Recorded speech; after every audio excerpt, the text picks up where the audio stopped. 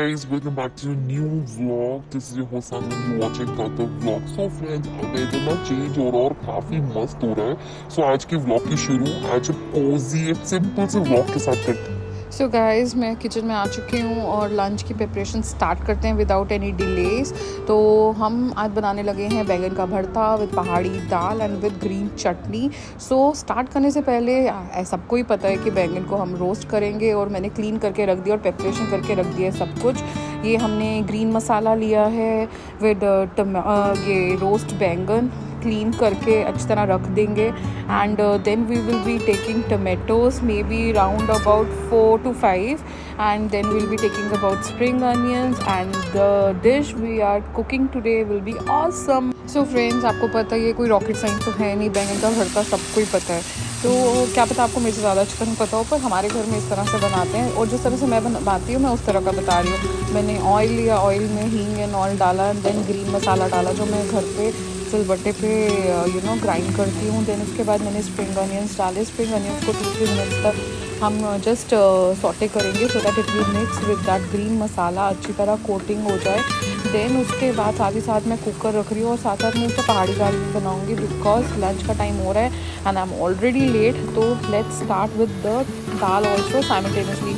यहाँ पे मैं जल्दी फास्ट फॉरवर्ड यहाँ पे दिखा रही हूँ कि ये अनियंस सॉटे होने के बाद मैं साथ साथ में दाल भी बना रही हूँ कि दोनों काम साथ साथ में हो जाए. अब मैंने उसमें जैसे सेम इसमें किया है वैसे उसमें किया है, तो दोनों ही ऑलमोस्ट सिमिलर ही हैं. तो अब इसमें मैं अपने स्पाइसेस के अकॉर्डिंगली बेसिक स्पाइसेस डालूँगी.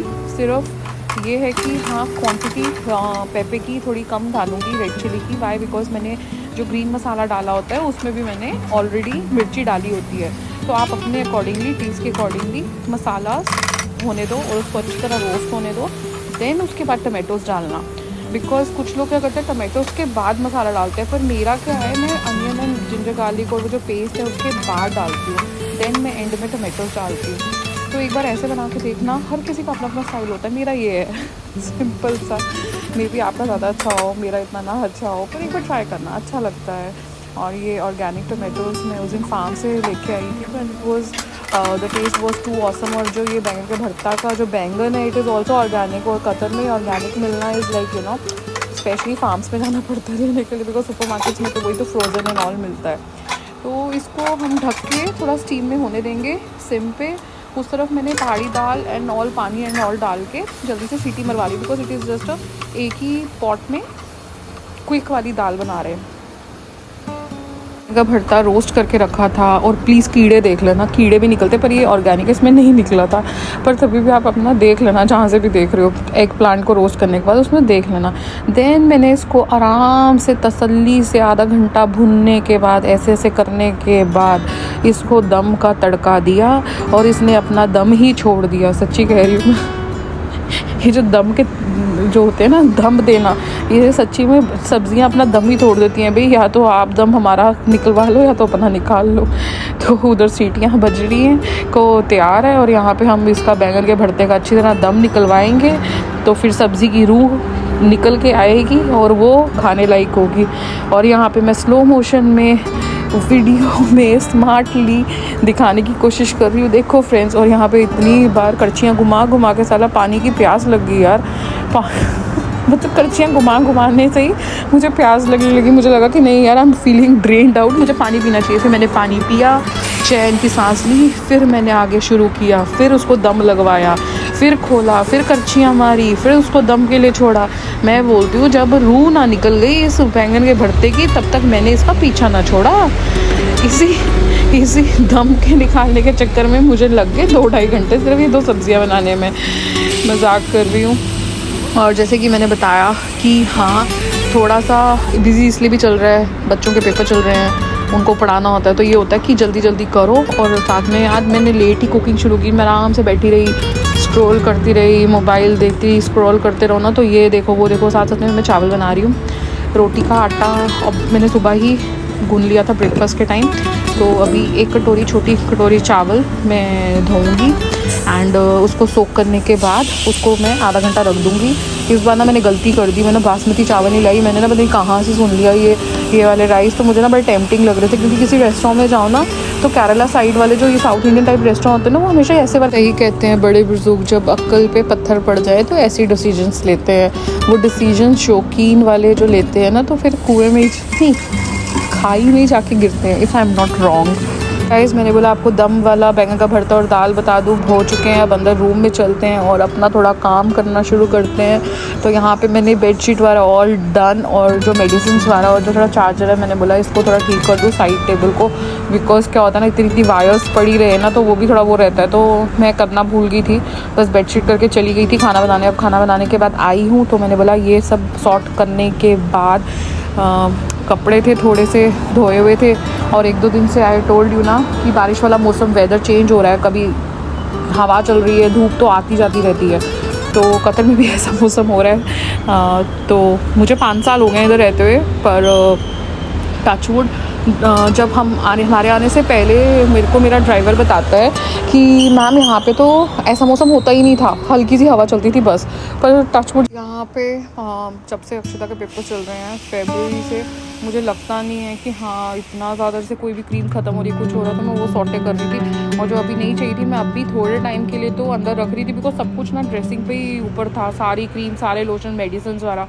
तो मैं उसको थोड़ा सॉर्टे कर रही थी। मैंने बोला सब उसको अच्छी तरह रखो, because until unless you do yourself, कोई भी मेड तुम रख लो, कुछ भी रख लो, तब तक वो चीज़ पॉसिबल नहीं हो पाती, ठीक है ना। बिकॉज हमें खुद भी करना पड़ता है, ऐसा नहीं है कि हाँ अगर हमने किसी को रखा है हेल्पर तो वी हैव टू स्लीप, ऐसा नहीं है।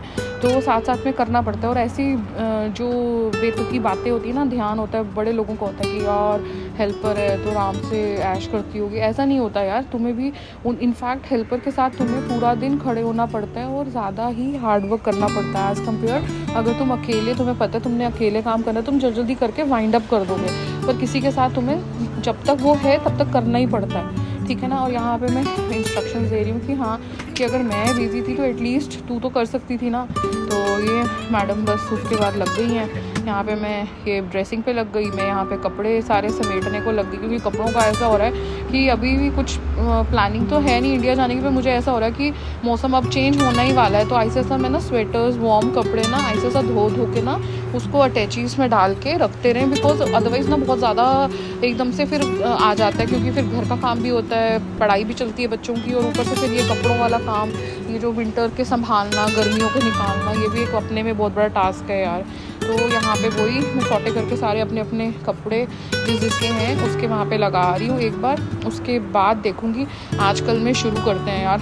एक लॉट तो मैंने सर्दियों के कपड़ों का धो के रख दिया है, और यहाँ पे काम करने के बाद मुझे फिर प्यास लग गई, पता नहीं कितनी प्यास लग रही, काम ही मैं बथेरा कर रही हूँ पानी के ऊपर पानी पिए जा रही हूँ, और उसको बोल रही हूँ देख बाहर जाके कितना अच्छा मौसम है, कम से कम बता तो सकती थी ना। तो ये बोल रही है आई डोंट लाइक वेदर, मैं ना गो एंड सी। और यहाँ पे मैं बाहर चल रही हूँ, आपके साथ चलती हूँ, दिखाती हूँ। बारिश हो रही है मस्त वाली।